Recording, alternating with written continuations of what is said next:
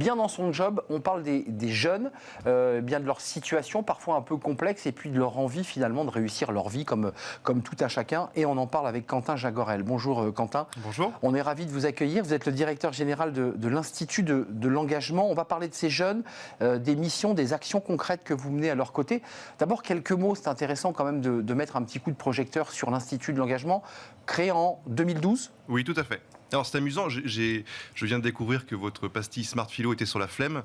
Et en fait, l'engagement, c'est un petit peu l'inverse de la flemme, l'inverse de la paresse. C'est vrai. Et c'est ce qu'on essaye de valoriser, nous, à l'Institut. L'Institut a été fondé par Martin Hirsch en 2012, dans la foulée de la création du service civique. Et Martin Hirsch est toujours président de l'association. Et ce qu'on fait, nous, c'est qu'on repère des jeunes engagés, soit dans le cadre d'un service civique en tant que volontaire en service civique, soit dans le cadre d'un volontariat international, soit dans le cadre d'une mission de bénévolat. Et on leur offre des perspectives, on les accompagne pour que leur potentiel révélé dans le cadre de la mission d'engagement, quelle que soit sa forme, soit transformé en opportunité professionnelle ou de formation. Donc on comprend bien, parce que c'est parfois un peu un maquis, d'ailleurs on parlera du SNU, mais il y a le service civique, on ne sait pas trop à quel âge on y accède. Vous dites, la première étape, c'est ça peut être le service civique, puis le deuxième niveau de l'engagement, c'est vous qui prenez le relais, c'est bien cela? C'est ça. Nous ne sommes pas une administration, nous sommes une association, et on propose une solution aval à des jeunes qui se sont engagés. Chaque année, on repère 700 jeunes, que l'on nomme les lauréats. On les sélectionne sur leur motivation, la qualité de leur engagement, leur potentiel. Leur projet aussi, peut-être. Et leur projet, bien sûr. On regarde aussi si l'Institut peut les aider, s'ils ont besoin de nous.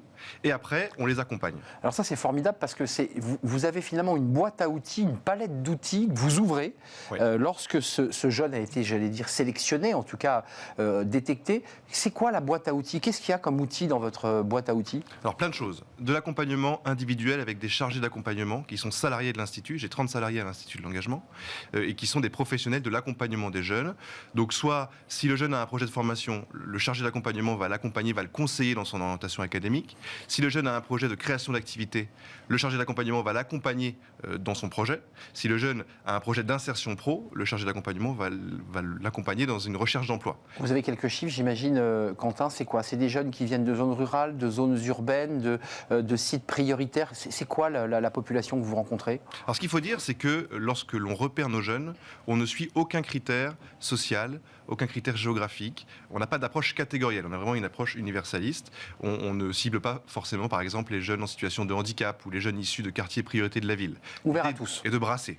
L'idée est de créer des promos et de mixer les jeunesses françaises engagées. Il y a des promos chaque année, en fait. Voilà, 700 jeunes qu'on réunit en promo dans le cadre des universités de l'engagement, qui sont des grands événements 2 fois par an, dans lesquels on les réunit. Alors, en revanche, il n'y a pas de sélection sociale. Je savais que vous allez me reprendre. Mais, malgré tout, on constate que plus de 50% de nos lauréats répondent aux critères, vous savez, Crous, les critères de bourse, échelon 5, 6, 7, donc ce sont des gens en grande difficulté sociale. Donc c'est pas un critère de sélection, mais il se trouve que dans nos promos, beaucoup de jeunes sont issus de milieux défavorisés. Avant de parler du SNU, parce que je sais que ça vous tient très à cœur, on l'a évoqué dans le cercle RH la semaine dernière, le président Macron souhaite accélérer, vraiment sanctuariser ce service national universel. Concrètement, avec le tableau de bord et le recul que vous avez depuis 2012, qu'est-ce qu'ils deviennent, ces 700 jeunes, en moyenne, chaque année, qui sortent de la promo? Alors, je dois dire que nos chiffres sont assez flatteurs. Parmi les jeunes qui ont un projet de formation, plus de 90% d'entre eux, de nos lauréats, valident leur année de diplôme, valident leur année d'études après 1 an d'accompagnement par l'Institut.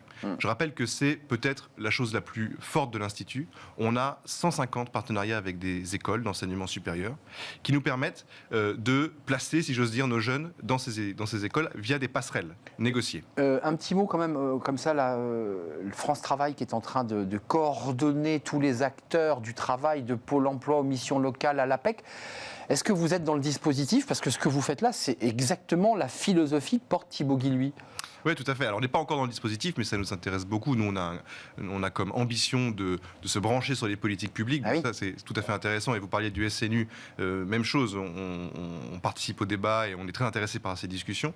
Et simplement pour terminer, pour que les gens comprennent bien la force de notre modèle, donc je disais qu'on a 150 partenariats avec des écoles d'enseignement supérieur. Un exemple, Sciences Po Paris, par exemple. Chaque année, grâce au partenariat qu'on a avec Sciences Po Paris, 11 lauréats, 11, 12, 13, ça dépend des années, intègrent Sciences Po Paris en master. Et notre processus de sélection, de repérage de talent, vaut admissibilité à Sciences Po Paris. Même chose à HEC, dans plein de business C'est schools. le certificat, l'Institut de l'engagement a dit. Et donc, ça Voilà. permet d'accéder, grâce à ces passerelles qui permettent à des jeunes Voilà. de quartiers ou de milieux défavorisés d'accéder à Sciences Po. Le SNU, le président Macron veut le sanctuariser avec... Alors, c'est un peu compliqué parce que ça grince déjà, 12 jours, je crois, hors du temps scolaire ou sur le temps scolaire. Comment ça marche? Est-ce que vous dites, nous, on y croit à ce service national universel? Alors, ce qui est intéressant, c'est que la nouvelle mouture du service national universel, c'est 3 phases. La première, le fameux séjour de 12 jours, 15 jours, on ne sait pas encore, qui ressemble un petit peu à une sorte de camp scout, service militaire. Dans un établissement scolaire, si j'ai bien compris, Voilà, potentiellement. Mais le SNU, c'est pas que ça. Ça, c'est les 12-15 jours. Et après, il y aurait 2 autres phases, a priori. Une phase de mission d'intérêt général pour les jeunes, avec 84 heures de mission d'intérêt général au choix.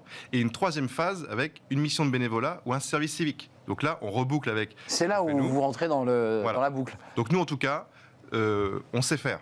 On sait accompagner des jeunes, on sait réunir des jeunes en promo, on sait monter des événements.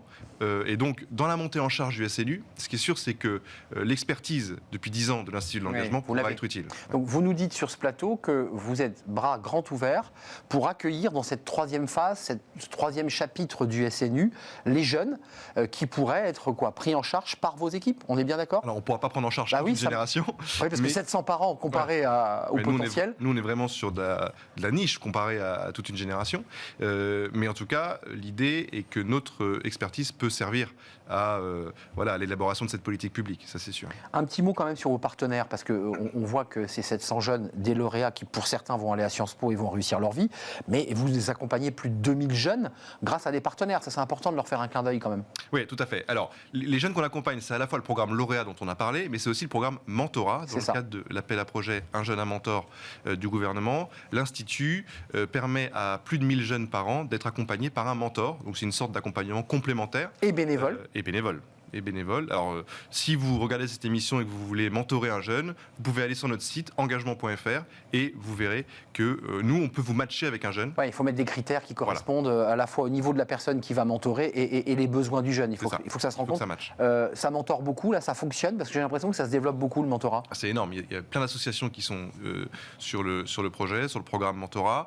Ce soir, d'ailleurs, il y a le lancement du collectif mentorat et de la contractualisation, donc de la pérennisation de ce programme mentorat pour les prochaines années avec la secrétaire d'État Sarah El Haïry. Nous, on est très contents puisqu'on a un conventionnement avec l'État pour continuer ce programme pendant 3 ans. Merci Quentin Jagorel d'être venu nous rendre visite. C'est un vrai plaisir de vous accueillir. Allez sur le site de l'Institut de l'engagement. Vous y trouverez peut-être l'outil qui correspond à vos besoins, jeunes ou parents d'ailleurs. Merci d'être venu, directeur général de l'Institut de l'engagement. Tout de suite, on parle de la flemme, qui est l'inverse de l'engagement. On a commencé l'échange comme cela. La flemme, c'est une étude de la Fondation Jean Jaurès. Il y a eu beaucoup de presse sur ce sujet. On est un peu flemmard. Pourquoi? On en parle tout de suite dans Smart Philo.